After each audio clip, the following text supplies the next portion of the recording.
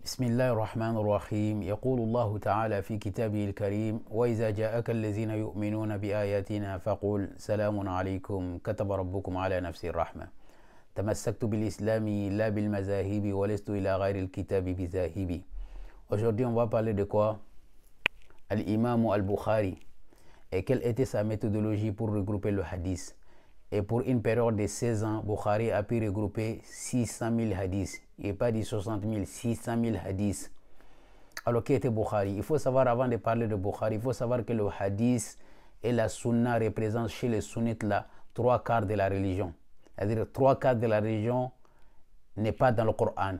1/4 seulement de la religion se retrouve dans le Coran, selon eux. Il y en a même là qui s'appellent Sheikh al-Hassan et ceux qui suivent, ceux qui sont des Hanafites et la Charite sont d'accord que la sunna peut annuler le verset coranique. Il ne faut pas être étonné. La sunna peut remplacer le verset coranique. On va regarder cette vidéo et vous allez voir.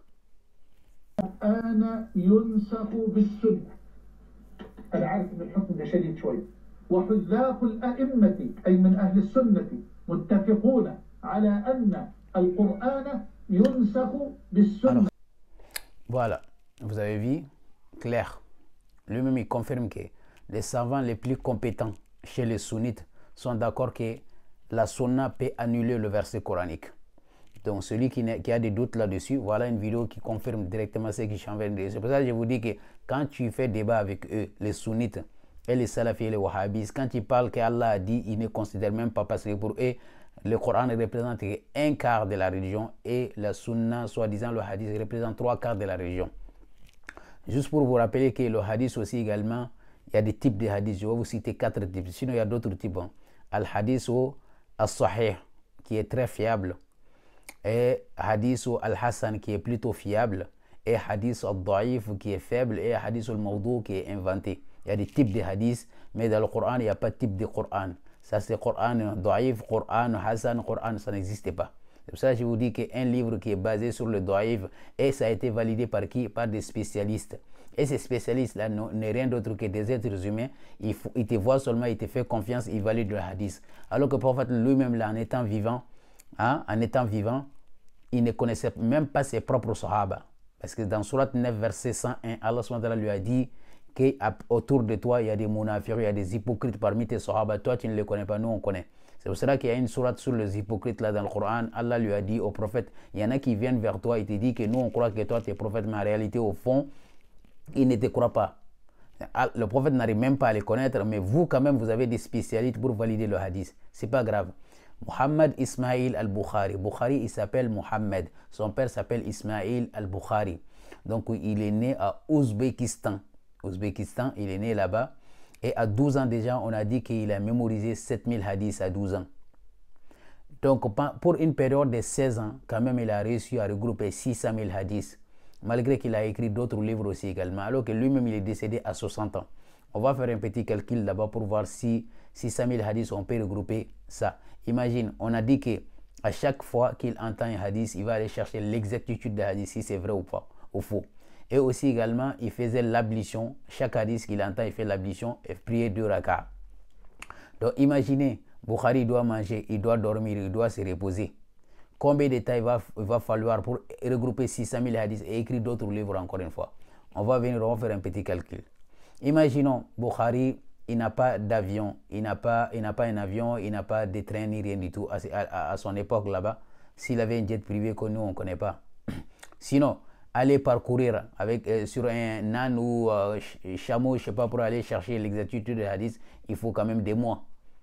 Le Bukhari, quand même, avec tout ça, là, il a dit à partir et vérifier le hadith et écrire. Bon, on va faire un petit calcul. Imaginons Bukhari, il entend 15 hadiths par jour. Il fait l'ablution 15 fois, il écrit 2 rak'ah et ensuite il va aller chercher l'exactitude des hadiths. 15, on sait que dans l'année, il y a 365 jours.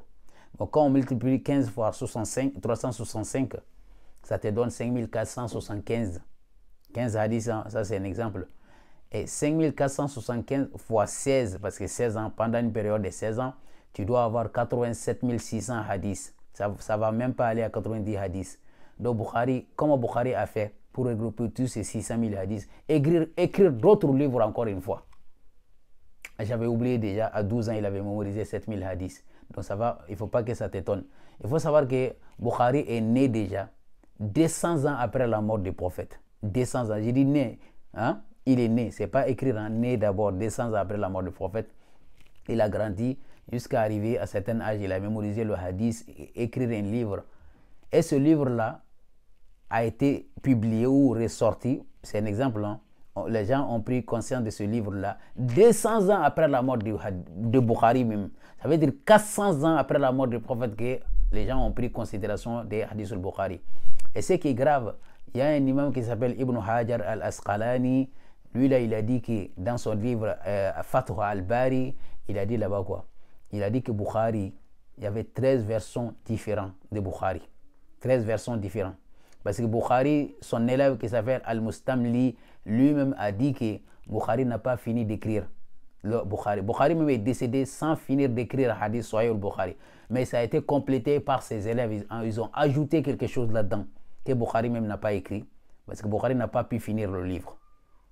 Donc ça veut dire qu'ils ont donné le nom à Bukhari, mais en réalité Bukhari même n'a pas fini d'écrire. Donc ça veut dire qu'il y a beaucoup de mensonges qu'ils ont collés à Bukhari, alors qu'en réalité Bukhari même n'a pas dit. 600 000 hadiths, ce n'est pas une petite chose. Hein.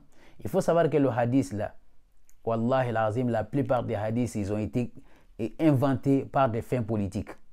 Par exemple, à l'époque de Umayyad et tout ça là, ils vont écrire des hadiths. Le prophète a dit que celui qui, à la fin du temps, ou celui qui ment sur nous, celui qui n'a pas mangé 7 dates par jour, c'est-à-dire tout ça, c'est des fins commerciales et des politiques pour essayer de maintenir les gens sous leur sous leur règne et tout ça. La plupart des hadiths, c'est ça. Inviter les gens, faire peur aux gens. Même leur hadith qui dit qu'à la fin du temps, qu'il y aura des gens qui vont légaliser l'alcool et la musique. La musique n'a jamais été interdite en islam. Ils vont se baser sur les versets dans le Coran, n'importe quoi. Nous, on n'a pas dit que l'alcool, que les gens boivent l'alcool. On dit qu'Allah n'a pas interdit parce qu'il y a des avantages là-dedans. Donc, et puis, encore une fois, on n'est pas à la fin du temps. On n'a pas à la fin du temps. Hein. Vous avez dit que le prophète a dit que les musulmans seront divisés en 72 groupes. Vous-même, vous avez dit, vous êtes groupe. Vous êtes. Hein, après sa mort seulement, vous avez commencé à diviser la religion. Parce que les sunnites là, le prophète, il n'y avait pas sunnites à l'époque des prophètes.